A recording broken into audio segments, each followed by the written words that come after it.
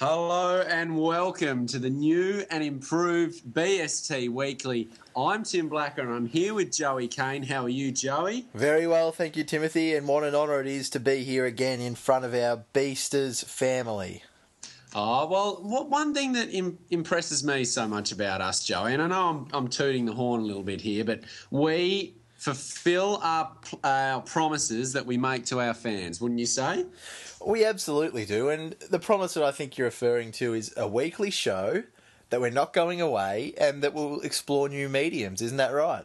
That's exactly it. And with this new technology, us little men here have stumbled across. Who would have thought? You know, we're going to be challenging the Herald Sun and Co. soon because we have opened up just a new possibility to get out there into the world. We certainly have, and that means you'll be able to find us on iTunes. That's right, we've cracked the Apple market. You'll be able to type in BST Weekly into your iTunes store and you'll find this little podcast. But also, you'll be able to find us on Podbean, which we haven't got the site up and running at this point in time. You'll be listening to this one on iTunes most probably, but possibly on on YouTube and possibly on iTunes. But we'll keep you informed as it evolves. But Tim, what a big week it's been in football. Yes, exactly, Joey. Round 8 is done and dusted, as they say. And, of course, this show is dedicated to Round 8. So why don't we get started straight away from the Friday night match between the Eagles and North Melbourne over there at Subiaco, as it was previously known, Patterson's now, where the Eagles got up by 2. Look, it's not often that I scream at... Well, no, it is often that I scream at the TV, but not like a little baby, not like an excited kid at Christmas. And I tell you what, the finish of this game, yes, it was controversial, but just from a purely football fan point of view, Nick Naitanui, 6 men deep, to rise over the top of that pack and to go back and have the poise and ability to slot that goal was it's a memory that I'm going to hold on to forever.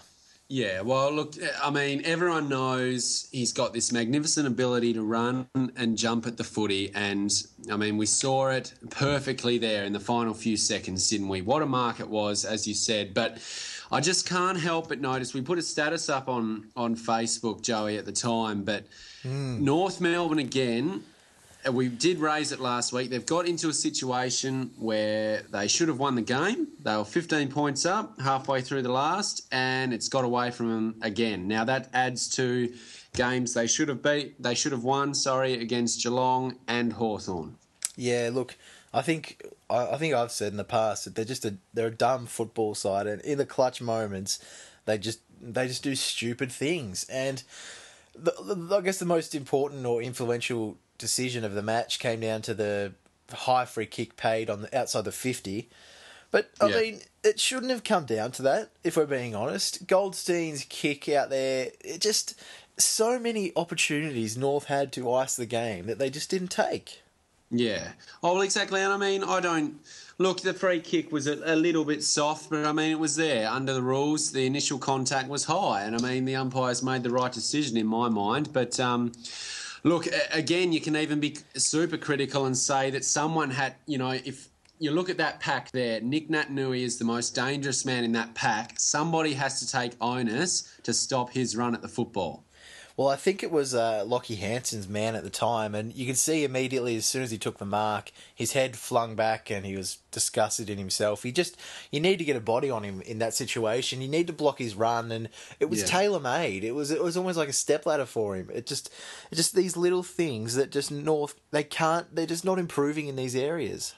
Yeah, oh, well, exactly. I mean, it was in the last quarter there, it was 4-4. The Eagles kicked to the Roos 3-4. So, I mean, the Roos had their chances, as did West Coast. But, I mean, they went in 4 points up at three-quarter time. And, again, as I say, they'll look back at it with, with a lot of, what's the word I'm looking for, Joey? Anguish. Anger that they let that one go. It's a rueful missed opportunity, I suppose you'd say. And but the West Coast Eagles... Look, we touted them as going on to be top 2 and challenging for the flag. I thought they would have been a little bit better than that, although they did kick absolutely poorly with 12-18 was their final score. Yeah, well, I mean, you can't afford to miss shots at goal in this day and age. And I mean, in this game, they've got away with it. But look, I just want to sound out two players who I thought were very good on that night. Josh Hill probably turned that game for the Eagles, and he's the reason they won the game for mine. I know you can say Nick Nat, but his 3 goals there, he came and he really lit it up. Towards the end there and got them going. There's been some knocks on him over the journey, and he's absolutely proved them all wrong for mine. He actually is a really quite decent small forward, and he is very dangerous in front of goals. Yeah, no, well, he played fantastic. Joshy Kennedy with 2 as well was very good, but for the Eagles there.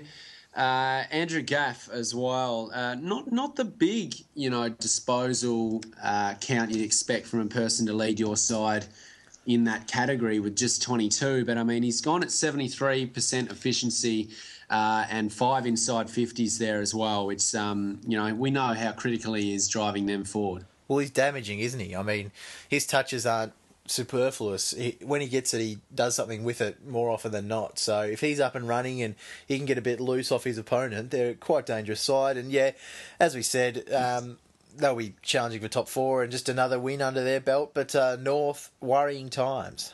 Yeah, I mean, very worrying. I mean, they must come out and beat Adelaide, mustn't they? This Sunday, at Etihad against Adelaide. It's an 8-point game, almost. Well, exactly. They've got to win that game. If they don't, we're all going to be scratching our heads and, saying where to now. But, look, I've got full confidence that they'll beat Adelaide next week. But, they should be on more wins than what they are. But just before we get off this game, Joey, just a special mention as well. He hasn't played many games, but Aaron Black, 3 goals for the Roos. I thought he was very good. Yeah, he's shown a bit. I really like him. He seems to have the not football nous, but he's a footballer, a true footballer, and they're pretty rare in this day and age. And I just like the way he goes about it. You're right. Yeah, he's just a good size and he's got a good engine as well, which really helps him. But let's move on to the Saturday afternoon game now. And look, again, we put out a Facebook comment for this one, Joey, and I don't want to say it's all our call, but I mean, last week the Bombers lost against the Cats, and for mine, the issues with the game structure and whatnot from last year was shown up by the Brisbane Lions on Saturday. No, you're not wrong, and you have every right to toot your own horn here because you made this call a long time ago and you were slammed, especially by some of our fans, which was quite hurtful. But you were 100% right. The Bombers, they just have too many front runners, too many outside players, I guess you'd say. When the going gets tough, the tough don't get going, but these guys aren't tough. And I think a few names that you mentioned are Stanton. I'm not sure of the other guys who you mentioned there. Hibbard definitely. Jakey Melksham to an extent as well. And Winderlick and, Alwyn Davey wasn't playing, I know, but he's in that category as well. You could even throw Dempsey in there as well, I think. Yeah, well, he was the other one, sorry, but of course he didn't play either. But look, I don't know. I mean, Michael Hibbard, they give it to him a lot. He went at 60% efficiency, which he has to be better than that, doesn't he? Yeah, well, if he's a designated kicker, he has to be. And I mean, I've always had knocks on him that as soon as opposition teams start paying a bit more attention to him, he might not be able to maintain his standards. Yep, couldn't agree more. Joe Watson is really the only, I suppose, true leader for mine as well.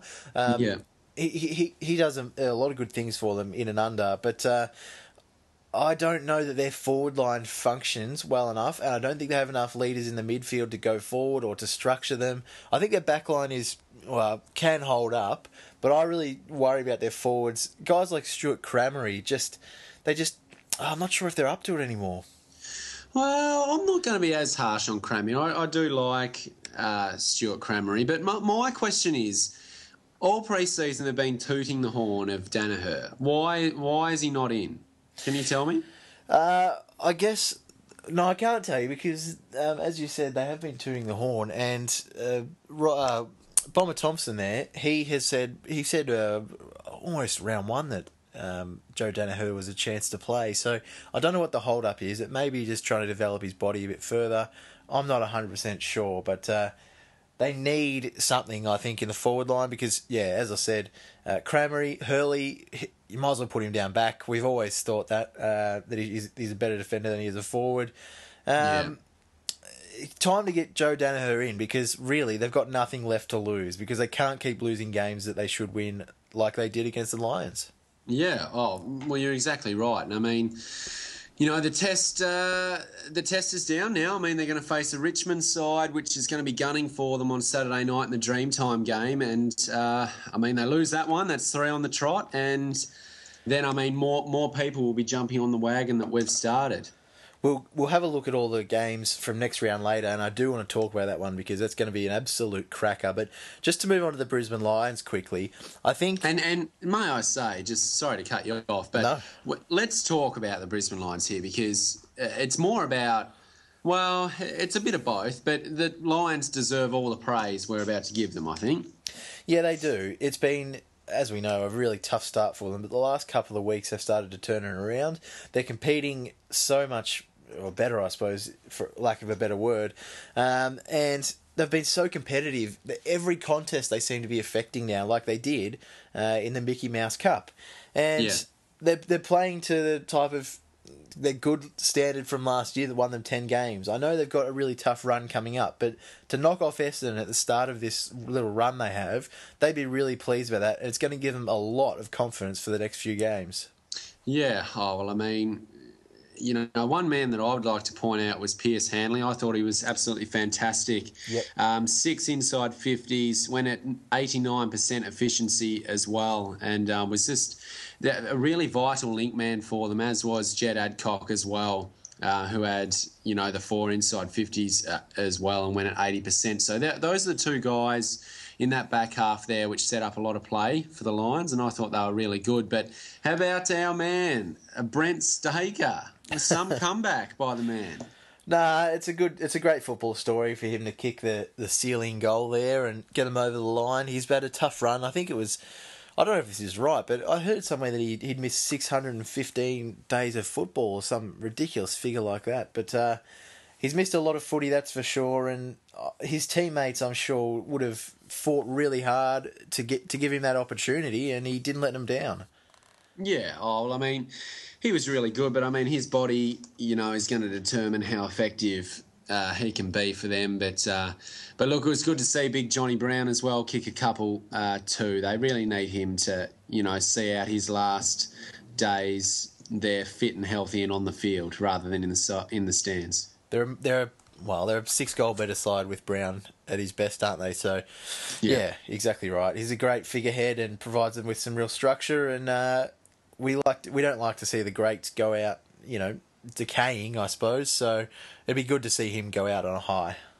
Yeah, exactly. But from us there, it's a well done to Brisbane on that one. Let's skip to the other Saturday. Well, there are 3 games on Saturday Arvo now, aren't there? But look, the other game I don't think we really have to talk about much, Joe, is Hawthorn GWS. I mean, yeah, GWS, they were plucky for an extended period there, just hung around. But look, Hawthorn really just, you know, it was expected at the end, wasn't it?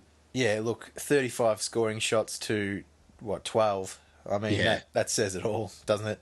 That's 3 times scoring shots than what they've got, and pretty lucky to keep it under 100 for mine in a bit of a second-year blue season for the GWS Giants. Yeah, well, I mean, as I said, I think everyone expected it.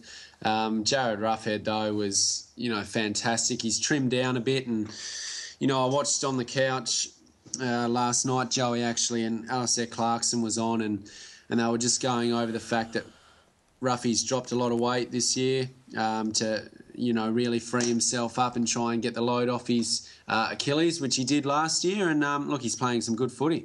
Which is good to see because at his best, he's one of the competition's best forwards. Yeah, no, he was fantastic, as was Jeremy Cameron down the other end. Of course, we got high plaudits for him here at BST, and he kicked 4 out of the club's 9 for the day, so a damn good effort. Agree 100%. But the other Saturday afternoon game that caught my eye, Timothy, was the Bulldogs versus Gold Coast. Now, Yes. I think this was, well, you can't say it was going to be a game of the round because it's still a battle of the lightweights, but certainly it looked to be a close one with not too many pundits sure where to place their tip. Well, I tipped Gold Coast, so I thought they were always going to win this game. I think we spoke about the Bulldogs last week in our comeback show, Joey, that they know where they are, and the football world knows where they are, and they're pretty ordinary at the minute. But they're coming up against a Gold Coast side, which is really putting some good footy together. Just speaking of comebacks, it's probably bigger than Jesus, our comeback. I'm not going to lie there. But no, you're right about the Bulldogs. Look, for mine, they had a real crack, the doggies. They fought pretty hard, and even the Gold Coast Suns had a really good third quarter. They kicked six goals in a row and pretty much blew the game apart. They were up by about 31 points, I think, at three-quarter time. And Yep, that's it. the Dogs kicked 2 quick ones after three-quarter time to bring themselves back in the game. And they had a fight, but the Gold Coast Suns were just up by too much. Too much poise and, I suppose, class, for lack of a better word. But good to see the Young Guns having a win and levelling their season at 4-4.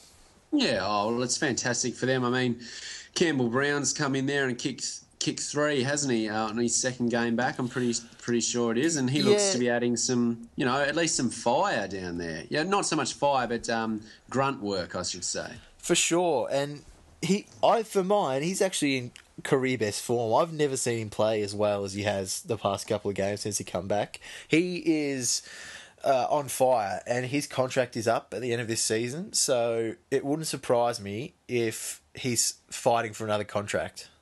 Yeah. Oh, well, I mean, if he's just got to stay out of the umpire's book, doesn't he? Because when he does, you know what he's going to bring to your forward line, and he's going to cause a few headaches. Exactly. The only other real major talking point for that one for mine is probably Zach Smith's ACL. It leaves them a bit light on in the ruck stocks, the Gold Coast, because Zach Smith, as we know, is their number one ruckman. Dixon's injured still as well.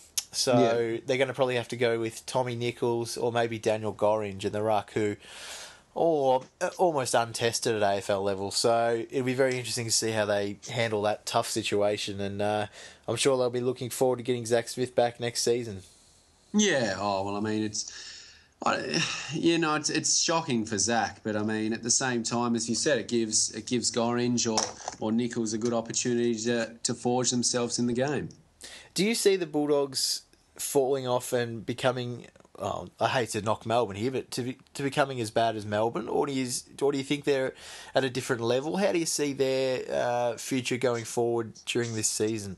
Look, I think, we said it pre-season, they're going to struggle for a number of years. I think that's pretty evident.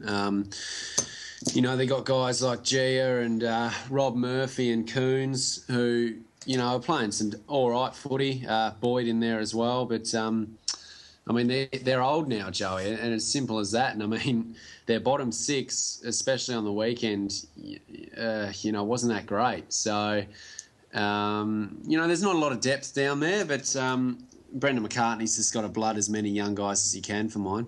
Yep, I agree 100%. And I don't think it's all doom and gloom. Towards the end of the year, I think some of their talented kids, your McRae's, your Stringers, Lin Jong will be back from injury by then.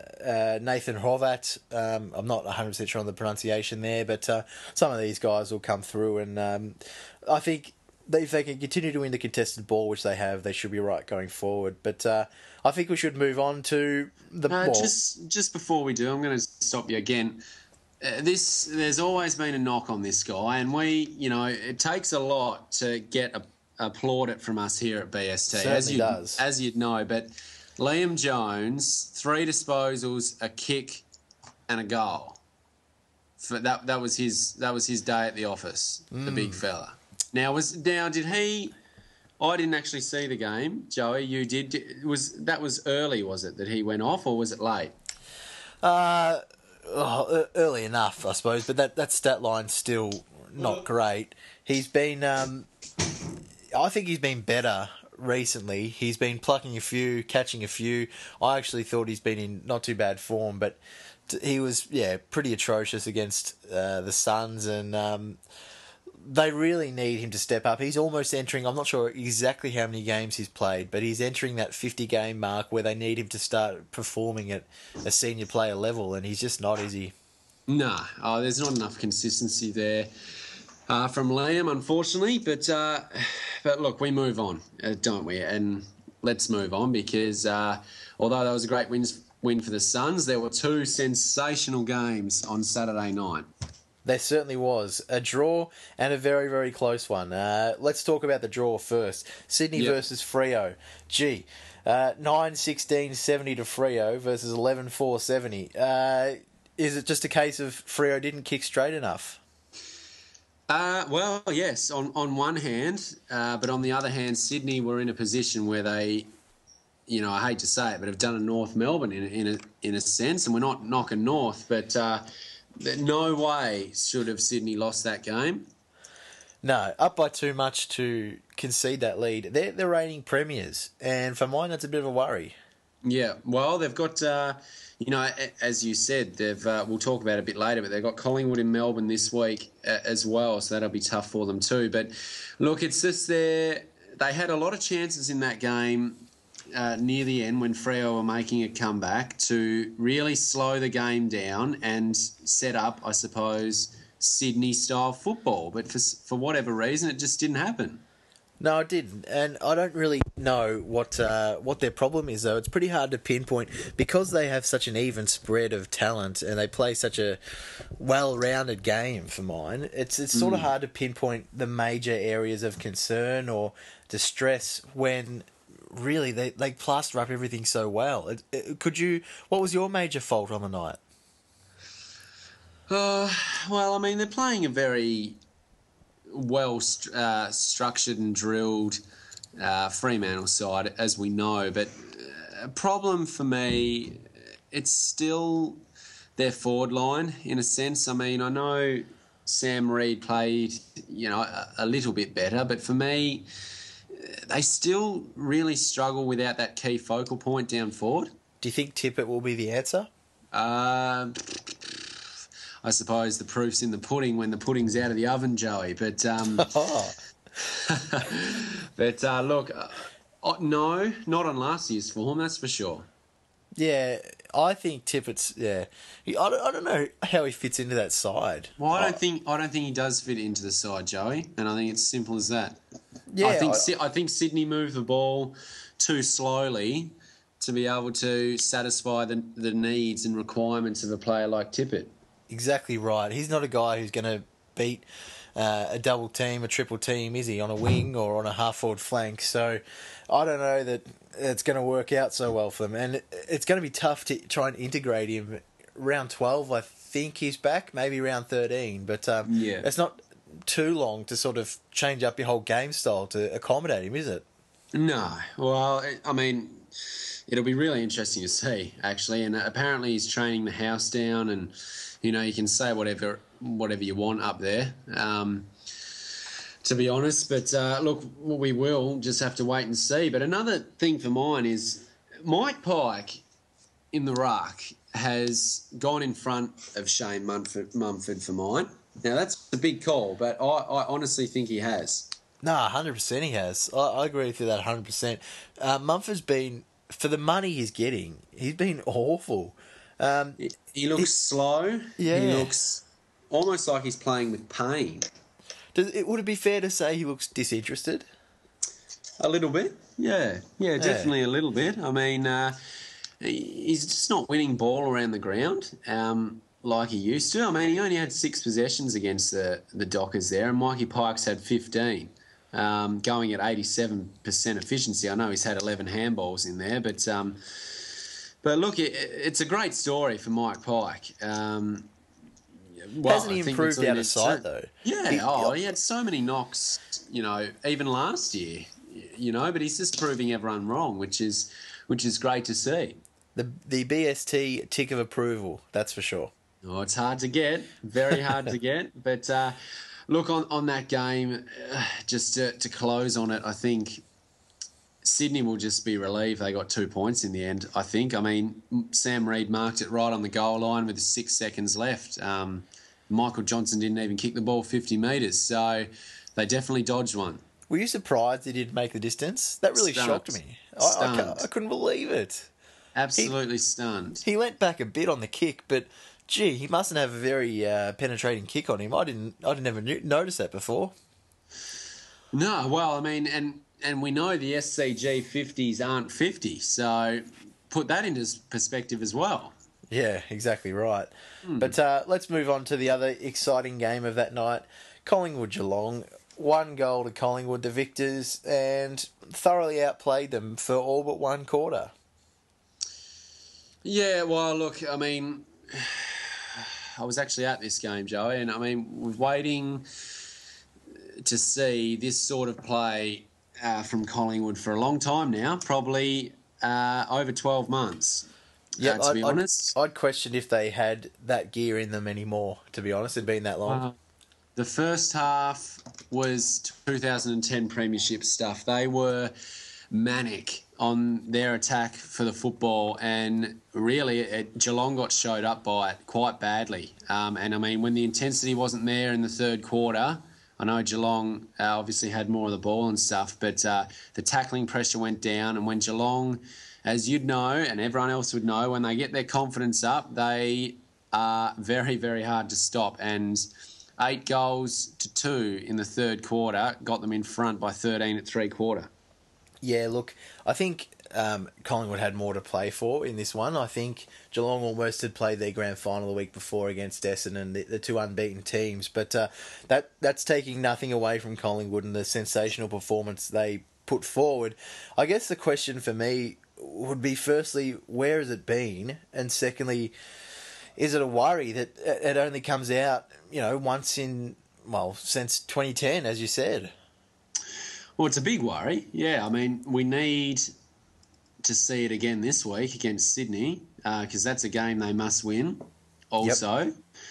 It's a game they should win, to be honest, as well. But, I mean, if the intensity's not up, they're a big chance to get rolled by the Swans as well. So, but look, I mean, Andy Cracker for mine, I know he kicked 2 late goals, but it wasn't just that. He looked really dangerous on Saturday, which was really good to see, because he is a favourite of not just Collingwood supporters, I don't think, but, the AFL fans in general. He brings something to the table, and he was great. And, although, Clokey only kicked the 1 goal, he presented all night as well. But one thing that did catch my interest, Joe, I think Geelong were too focused on Collingwood's big forwards in Travis Cloke and Quinton Lynch, because if you look at the Pies goal kickers there, Sammy Dwyer, Jamie Elliott and Andy Cracker, 3 each. Is this uncovering a way to beat Geelong by small forwards? Potentially. I've never thought Geelong's defence is vulnerable to small forwards at all, but potentially. I don't know if long term or if that's sustainable in a finals type atmosphere in terms of on grand final day. I just don't trust small forwards really on grand final day. But look, needed to get the win. They did. They found a way. Whether that was due to Geelong's lack of defending, but for mine, I would have had it the other way. I would have thought that Collingwood's defence would be troubled by Geelong's small forward, but it was the exact opposite. Yeah, which was pretty surprising as well. I mean, Matty Stokes playing through the midfield and up forward got 31 touches again. Hasn't he turned his career around? But Tommy Hawkins got hold of Ben Reid actually for the first time since grand final day, kicking 4. Yep, he certainly did. He the bit of a stoush there with Harry O. We won't go into what he called him, but pretty humorous stuff there. And no, look, for mine, it's just I don't know. I'd love Collingwood to be able to put that type of performance together 2 weeks in a row, and I just hope we see it against Sydney. Well, I mean, we're going to be back here next week, Beasters. So, I mean, we will talk about how they do go. Obviously, it'll kick off the show because it's the Friday night game. But as I said before, that they have to bring it to be, to beat them, basically. They certainly do. And just on this one, Andy Cracker, you didn't happen to see any close-ups, did you? How do you mean? Well, I don't. Far be it from me to judge, but I mean, the Collingwood's new jumpers. We know they're very tight, but just saw a bit of a close up of Andy Cracker, who was carrying just a tad bit around the midriff section. Oh, well, I'm not going to enter that discussion, Joey, but you've put your opinion out there, which we I'm just love not to sure do that here. the 24/7, 365 football players, elite football players. I was just a bit surprised to see it, but no, good on him. Very talented and deserves all the credit he gets this week because he played very well. Yeah, no, well, it's good to see him back from a Collingwood perspective. Anyway, but look, we'll move on to Sunday. Great win for the Pies. We'll move on to Sunday. Carlton, Port Adelaide in pretty interesting game, actually. This one, Blues, you had the feeling that they were always, a bit too strong.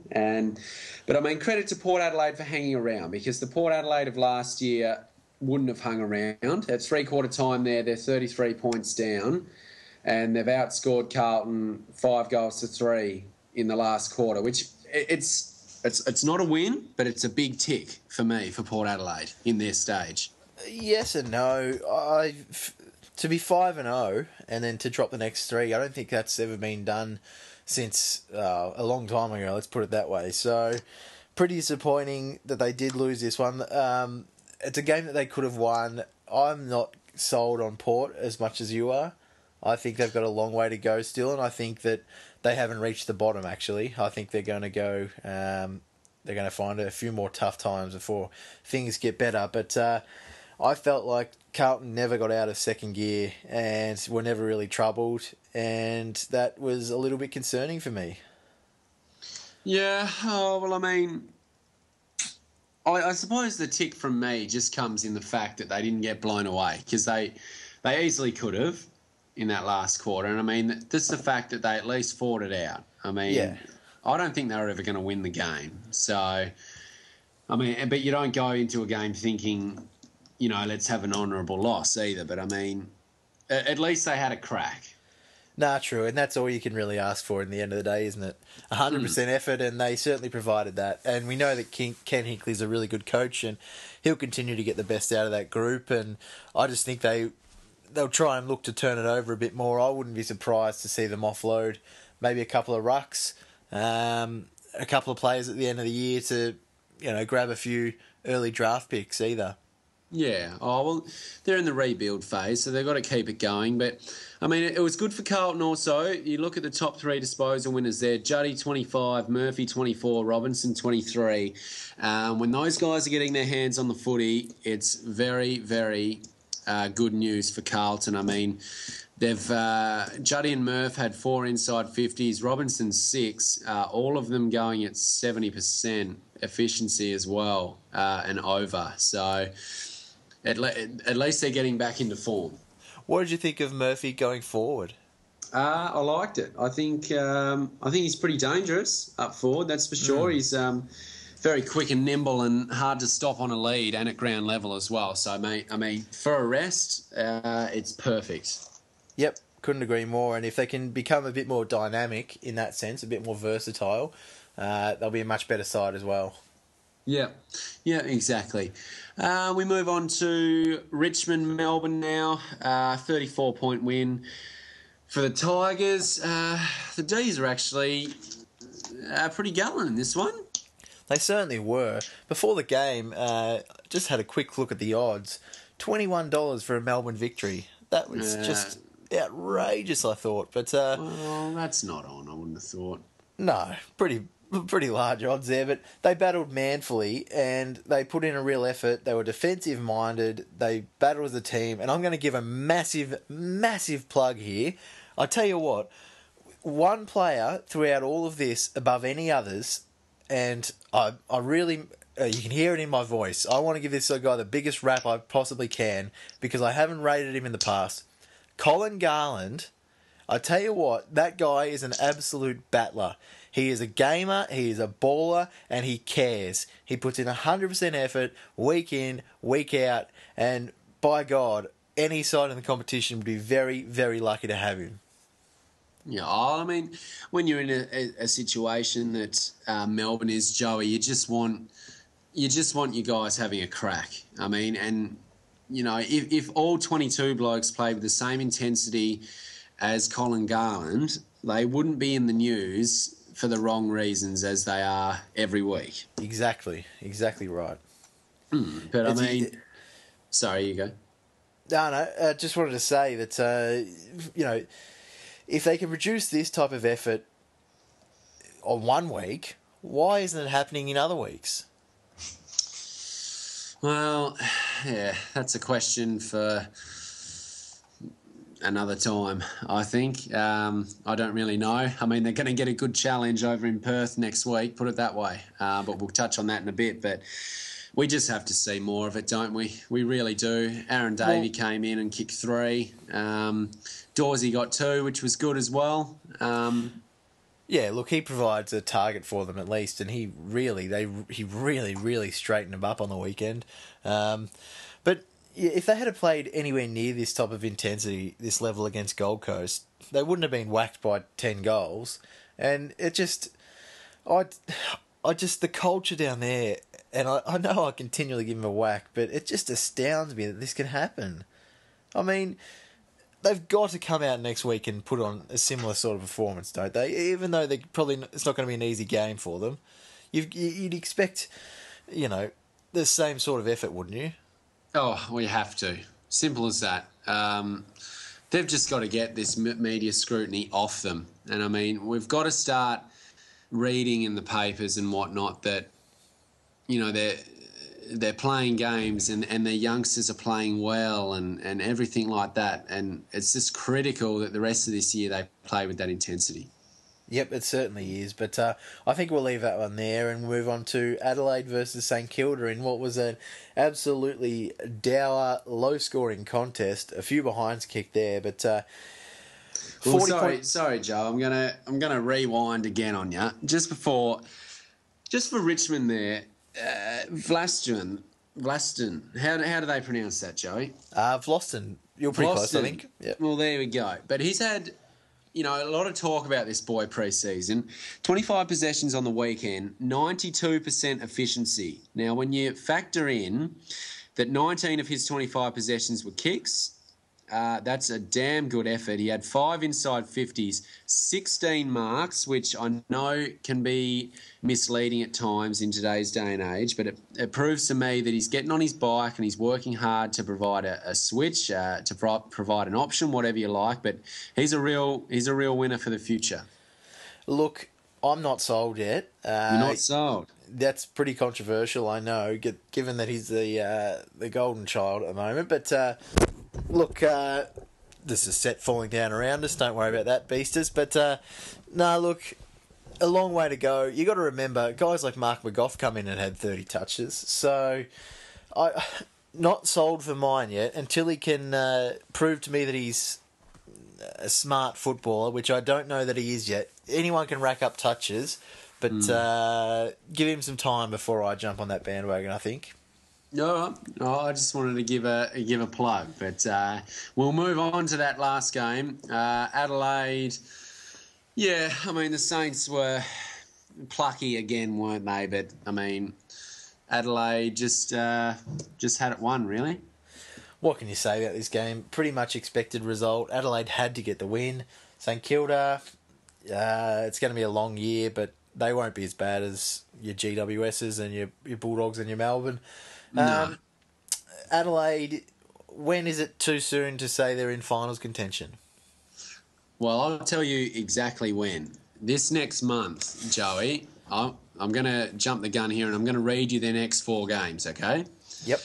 North Melbourne in round 9 in Melbourne. Round 10, Fremantle at Amy Stadium. Round 11, Sydney in Adelaide. Round 12, Richmond in Melbourne. After those 4 games, Joey, and when they have their bye, we are going to sit down and we're going to talk about this Adelaide side, because that, my friend, is when we will know about the Adelaide Football Club. Gee, that's going to answer a lot of questions for us, isn't it? That is, yeah, very interesting. Where's your prediction on where they sit? Still outside the 8 for mine. They've had a soft draw. Let's not forget that. Real test is coming. They'll finish 9th or 10th for me. No, I'm probably with you there. Yeah, but one player I absolutely love, and you got to give a big rap to a man before, and I'm going to give it right back here. Richard Douglas, for mine, is a very, very underrated footballer. He kicks goals every week. Had 25-plus possessions again on the weekend, over 70% efficiency. He is a winner, and that is why he won a club best and fairest, Joey. Yeah, he's just one of these, I suppose you'd call him under the radar. I'd almost go as far and say he's almost a nobody here in Melbourne because, as you've constantly said, interstate clubs don't get the exposure as what they should. No, you're exactly right. And if he did play for a Melbourne club, I'd love to see what type of profile he held. But I suppose that's not the most important thing. His teammates and his club and the staff and the fans of the Crows would know how much of an impact he has. And he's becoming a real, not a talisman, but almost a measuring stick of how well Adelaide are going. Yeah, he's a key chip. And, I mean, when he's down, generally Adelaide are as well. So I guess we can call him a measuring stick there. Yeah, exactly right. But, look, the Saints as well, I just want to say something on St Kilda, Joe, before we jump on. They are the only team in this league, of this great league of ours, which doesn't have substantial depth in their midfield. Just let me run you through it. Here. Just let me get my little stats up, as you know I love. But you are a stats man, aren't you? Well, I am. But their midfield, I'll read you their forward line here.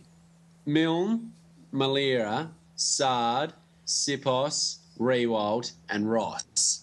Out of those 6, Joey, 1 player at a pinch is capable of going in the midfield out of that group, and that's Ross. The rest are genuine out-and-out forwards, and this is why we are seeing St Kilda match it with sides but then fall away late, because they do not have enough depth in their midfield. No, that's a really, really poignant point you've got there. I agree with you 100%. These guys like your Malira, your Sards, these other small forwards. Milne, yeah. Yeah, not Milne now because he's probably a bit past it, but they need to be able to add to their game the fact that they can run into the midfield, can't they? Because they're not going to make it at AFL level just as a small forward. No, well, I mean, they really don't have a lot. I mean, Sean Dempster had to go in there on the weekend, and I'd preferably like him in the back line a bit more. But you just look at their team here, and I'll just read it to you when I come across one. Armitage, Geary, Dao Santo, Nunes, Montagna, and Stephen. That is all I've got that I would be happy to play in the midfield.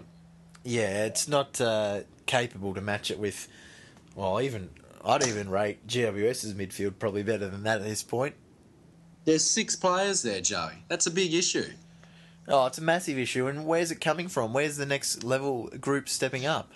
Well, I mean, we did give a bit of a rap to St Kilda, but they have to do something about this because, as we've said, Montagna, Del Santo, Lenny Hayes didn't play, but he'll be gone as well. Rewalt's nearly gone, although not gone as in playing bad footy, just in age-wise, as I'm sure you would know. But they're all getting older, their top line, and I'm really worried now for when they go, what's going to be left.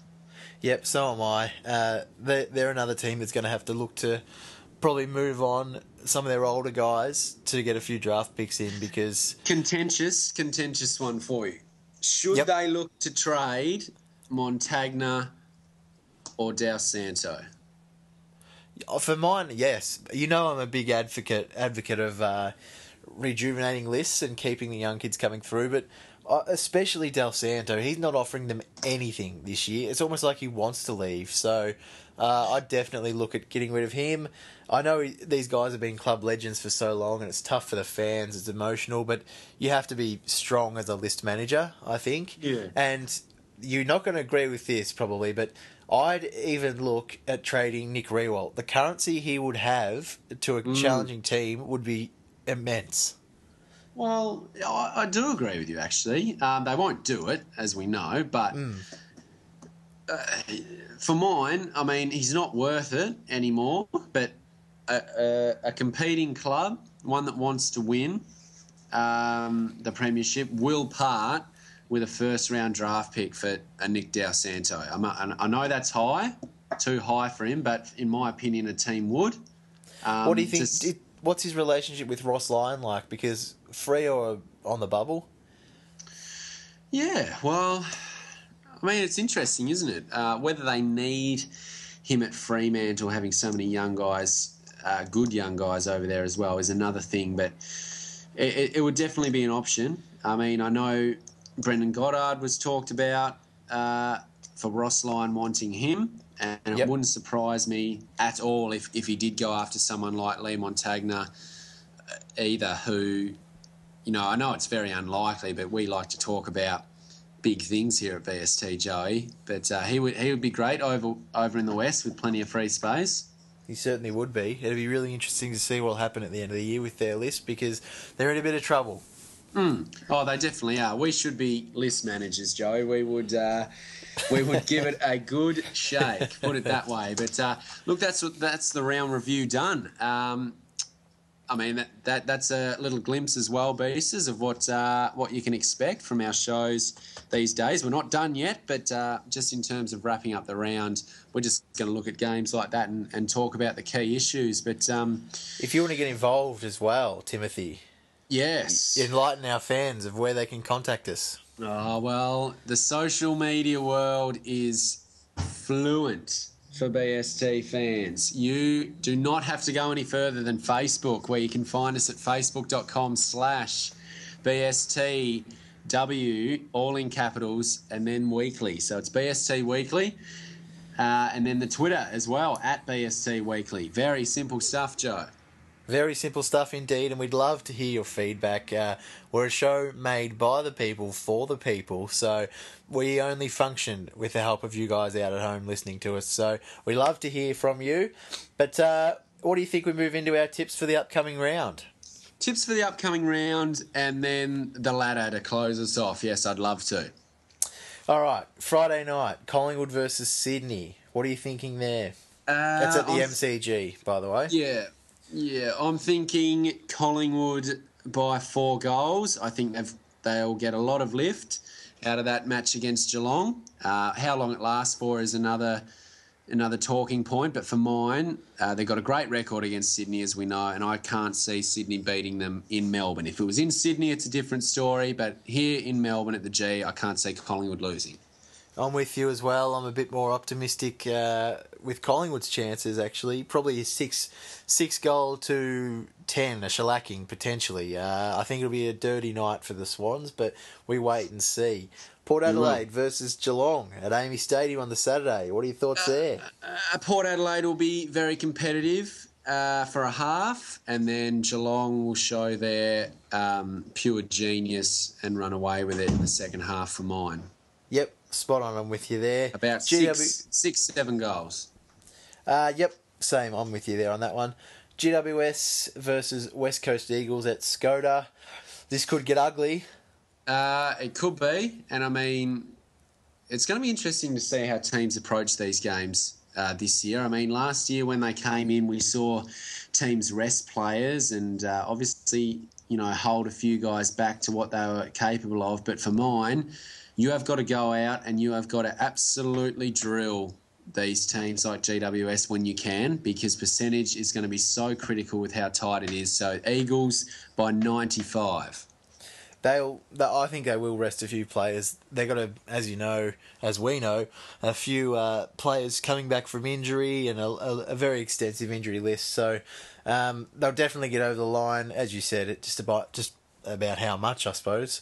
But the more interesting game, St Kilda versus the Bulldogs that Eddie had on the Saturday twilight. That's a really tight one for mine. Very, very tight, yes. But I just think Nick Riewoldt might be the difference in that game. He's playing some great footy, as we know, which is fantastic to see. Saints by 15 for me. Nick Riewoldt to kick 5. Yep, I'm with the Saints as well, but I think it'll be a thriller. I've got them by about 3 points, and keep your eyes on that one because that could just be game of the round, I think. Yep, definitely. Brisbane versus Carlton on Saturday night up at the Gabba. What are your thoughts there? I'm going to drop a shell here, Joey. A red one or a green one? I'm going to drop a red one because it's not going to miss. Oh, hello. I actually think the Brisbane Lions might win this game. I'm not totally sold on the Blues just yet. I know for a fact you're going to tip Carlton, but I'm going to tip Brisbane by 6 points. Well, yes, I'm going to tip Carlton. I'm not 100% as certain as you think I am. It is a bit of a worry. Brisbane are playing very well, but it's a danger game.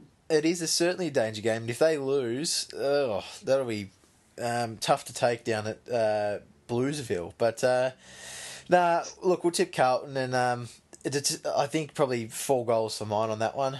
Yeah. Richmond and Essendon. Is this dream time at the G? Definitely is dream time at the G. And is it time that we finally see Richmond win one? Well, look, first things first, terrible, terrible kit that they run around in.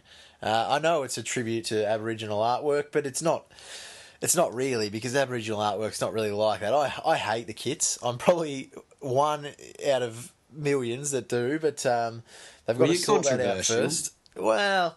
We know you're controversial. But, look, yeah, in terms of tipping, Richmond failed their test for mine against Collingwood.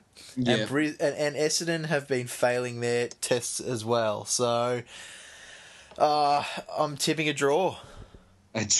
Joey, you're not allowed to play that card here at BST. The Beasters don't want to see us sitting on the fence. Well, in that case, I'm going to go Richmond. I can't believe it, but I am. Yeah, I'm actually going to go Richmond as well. But it'll be tight. I think Richmond by 10. Jack Riewoldt to kick a late one. The next game, Hawthorn versus the Gold Coast Football Club at the MCG on a Sunday. How bad will this be for the Gold Coasters? Look, I think, if GWS can... I know they missed a lot of shots, Hawthorn, but if they can keep them to 96, whatever it was, I don't think it'll be that bad for the Suns. I think it might be, 65, 70. I really think they'll give it a good crack down there. Obviously won't win the game, but 65, 70 for mine. Yeah, if they can be competitive, 6 goals is probably a reasonable pass mark for mine for the Suns. But another tight game, potentially, North Melbourne versus Adelaide at Etihad. We spoke about this, didn't we, when we were talking about the Kangaroos? This is ginormous for the Kangaroos. If they are serious about wanting to play finals football, they cannot lose this game, Joey. No, they can't. It's just a must win. No two ways about it. Finals on the line stuff already. And I think they will win, though. I think they'll win pretty comfortably, pretty handsomely. I'm going for 8-goal victory to North. Yeah, I've got a 5-goal win to North as well. And the last game of the round, Freo versus Melbourne, out at Patterson's. Fremantle aren't really renowned for massive wins, are they? But I think they might be on course for a pretty decent one, to be honest. I think they might win this game by about 70, 80 points. Yep. I've probably got it about 8 goals, only because of the way Freo play so defensively. But it won't be an easy day at the office for the Ds, that's for sure. No, definitely not. And just while we finish here, Joey, let's just look at have a quick glimpse over the ladder. We see a new team on top now, Hawthorn and Geelong, obviously up there on 7 and 1. Hawthorn with a great percentage, and let's round out the rest of the 8 there for us, Joey. You'll be better at this than me, Timothy. Which means that Joey has failed to prepare, Beasters. Not true. I thought I'd give you a chance, but let's run through the whole ladder here. Hawthorn, Geelong leading the way on 28 points. Essendon on 24, one game behind. I think they'll drop away. Sydney Swans in fourth there, 22 points. Even with Fremantle on 22 as well after that draw. Gee, that was actually a big game in the context of their seasons when you look at it like that, wasn't it? Yeah, well, percentage is out the window now, isn't it? Yep. Apart from those two, because they could easily be battling for that, position. Not that so much because I think the Swans will drop down, but definitely a fifth or sixth sort of thing for those guys. Absolutely. Port on 20, they're going to drop out. No doubt about that, unfortunately. It's another rebuilding year for them. Richmond, I don't want to go too early, but if they can win this one, I think we can almost lock them in the 8. Finals footy for the Tigers. Who would have thought? Not me, that's for sure. Not me either, to be honest. But look, proof's in the pudding. Let's wait and see. Keep Collingwood, going. with a score of 20 points, but a percentage of 96. That's a bit of a worry. But pretty ordinary, isn't it? Pretty ordinary. They're going to need to beat up on a few of the lesser sides in the competition when they play them, I think. Yeah. Adelaide Crows in 9th, 16 points, a game back. Oh, it'd be a great win if they knocked off North this week. Well, I mean, we just see North are 2 games out. 2 games out there, as you can see. Fremantle are going to win. Collingwood are going to win. We can say we think. And Richmond, we also think are going to win. So potentially they could drop a little bit. They could drop 3 games out of the 8 if they lose, which is almost good night nurse. And Carlton with another precariously positioned game. They're on 16 points there, sitting in 10th spot, with the Eagles equal with them in 11th. Yep. Yeah. No, it's pretty tight, isn't it, when you look at it? It certainly is. The Suns, amazingly, in 12th, equal on points with the big boys, West Coast Carlton and the Crows on 16 points. They'll drop off over the next couple of weeks playing Hawthorn and Geelong. But North Melbourne, as we said, on 12 points, and the Lions on 12 as well. Could they be reigniting their season late? Well, Brisbane, they've got to beat Carlton. If they beat Carlton, they're every chance. With Mitch Golby playing some great footy up there, they are every chance, Joey. But look, St Kilda on 8 points, and then the Bulldogs and Melbourne on 4 and the Giants on 0. They're all gone. For me, Brisbane is the lowest team that can get into the 8. Yep, 100%. I agree with you on that as well. Yep. Cool. Well, Joey, that brings to a close our first ever podcast, I suppose you'd call it. We are going to be on the Apple market very soon, as you said. Yeah, it's been an absolute privilege, I will say, Joey, to do this show with you tonight. Keep an eye out, Beasters, for our EPL wrap-up show as well, given the season's over there. But look, stay in touch with us on Facebook and Twitter, at BST Weekly for the Twitter, facebook.com/BST Weekly for the Facebook. As I said, it's been our honour to bring you what we think is a great show, and look, we can't wait till we get bigger and grow our republic of fans even more. But look, from me, from Joey Kane and myself, Tim Blacker, it's been a pleasure, and we will catch you soon.